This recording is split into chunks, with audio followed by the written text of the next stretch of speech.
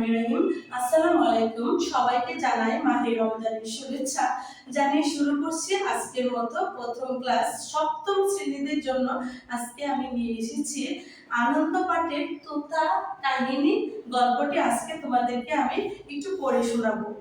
তোমরা দেখো, এখানে আমরা লিখছি তোতা কাহিনী কবিতাটি। গল্পটি মূলত এটা হচ্ছে একটা গল্প, আর এটা লিখেছিল হচ্ছে রবীন্দ্রনাথ ঠাকুর।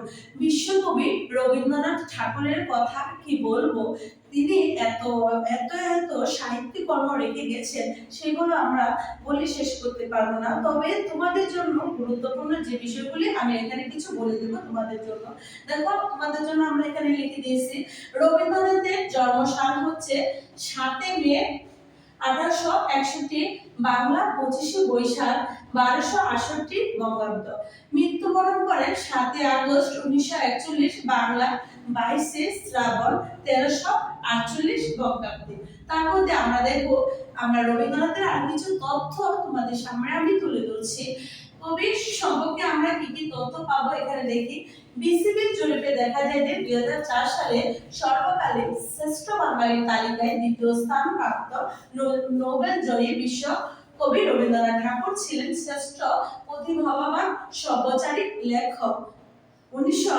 আমরা দেখব তার লেখাগুলো মূলত অনেক সাহিত্য, গল্পকার, তারপর নাটককার, অনেক বিষয় তিনি পাণ্ডিত্য অর্জন করেন। এখন আমরা পড়ব তোতা কাহিনী বিষয়টা আসলে কি। এই যে তোমাদের গল্পের মধ্যে লেখা আছে তোতা কাহিনী। এক রাজ্যে বসবাস করত রাজা। রাজার একটি তোতা পাখি ছিল। সে পাখিটিকে রাজা চাচ্ছিল যে শিক্ষিত করার জন্য। তার জন্য সে তার ভাগিনাকে দায়িত্ব দেওয়া হলো, যে বললো, ভাগিনা, তুমি পড়াশোনা যে পণ্ডিতের কাছে করো, তুমি আমার পাখিটাকে তোমার মতো করে এরকম করে শিক্ষিত করবে, ঠিক আছে?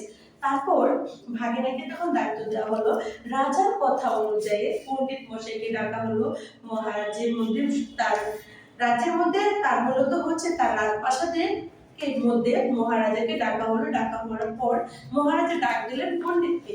পণ্ডিত আসলেন। আসার পর পণ্ডিতকে বললেন যে, পণ্ডিত মশাই, আপনি আমার মূর্খ পাখিটাকে আপনি শিক্ষিত করবেন। তখন পণ্ডিত মশাই রাজাকে বলল যে, আচ্ছা মশাই, অবশ্যই আমি রাজা মশাই, আমি আপনার পাখিটাকে শিক্ষিত করব, তবে আমার একটা বিষয় আছে। তখন রাজা বললেন, কি বিষয়? যে আপনার পাখিটা তো মূলত আমরা জানি পাখি খড়কুটা দিয়ে বাসা বাঁধে, আর আমি যে তাকে এত জ্ঞান দান করবো, সেই জ্ঞানগুলো কিন্তু সে ধরে রাখতে পারবে না। কারণ খড়কুটা দিয়ে যখন বাসা বাঁধে, সেই বাসার মধ্যে পাখিটা যখন জ্ঞান অর্জন করে নিয়ে যখন যাবে শুইতে বা বসতে, তখন কিন্তু বাসাটা ভেঙে নিচে পড়ে যাবে। তখন রাজা মশাই ভাবলেন কি করা। পণ্ডিত মশাই বললেন, বিষয় একটা আছে।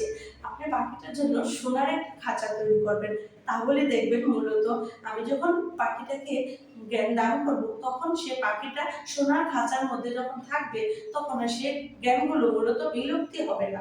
তখন রাজা সিদ্ধান্ত নিলেন, হ্যাঁ অবশ্যই ঠিক আছে।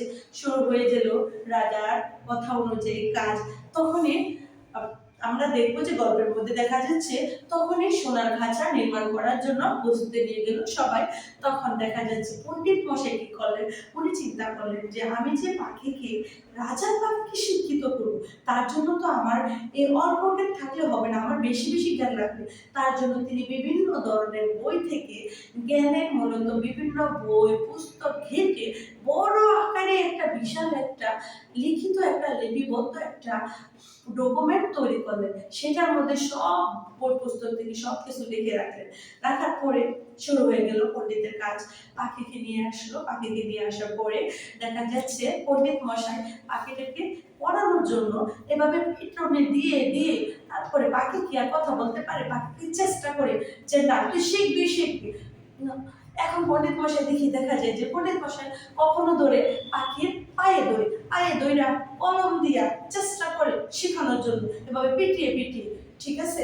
তারপরে আমরা দেখি যে পাখিটার দুরবস্থা হয়ে যাচ্ছে দিন দিন।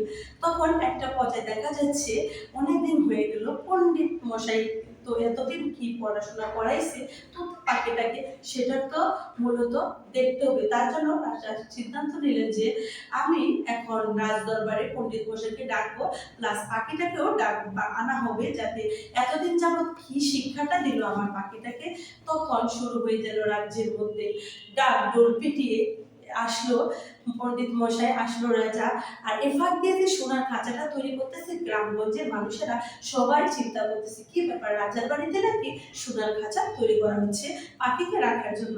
সবাই মহল্লার মধ্যে অন্যরকম চিন্তা চেতনা করলো, তারাও একটু চিন্তা করলো যে দেখবো কিরকম সোনার খাঁচা তৈরি করে রাজা পাখির জন্য। তখন দেখা যাচ্ছে যে একটা পর্যায়ে পণ্ডিত মশাই আসলো, পাখিটাকে নিয়ে আসলো, আসার পরে সোনার খাঁচাটাও নিয়ে আসলো। সেই সোনার খাঁচার মধ্যে পাখিকে রাখা হলো, সাথে রাজা বসে বসে পড়লো। রাজা বসে বসার পরে দেখবো আমরা মূলত চেষ্টা করতেছে পণ্ডিত মশাই, অনেক চেষ্টা করছে রাজার সামনে, এতদিন পড়া কি পড়াইছে পাখিকে, নাহলে তো অবস্থা সিরিয়াস হয়ে যাবে। যদি ভালো করে না পড়াতে পারে তা রাজা মশাই তো খুব রাগান্বিত মানুষ, তিনি কি করবেন, রাজা মশাই পণ্ডিতের গর্দান নিয়ে ফেলবেন। তার জন্য সে কি করলো, দেখলো পাখিকেও রাজা মশাইয়ের সামনে এনে সোনার খাঁচায় রেখে তারপরে এভাবে এভাবে এভাবে এভাবে খাঁচার মধ্যে থাপ্পড় দিতেছে, যাতে পাখিটা কিছু না হলেও কিছু কিছু কথা বলতে পারে বা পড়া বলতে পারে। কি করার, দুঃখের বিষয়।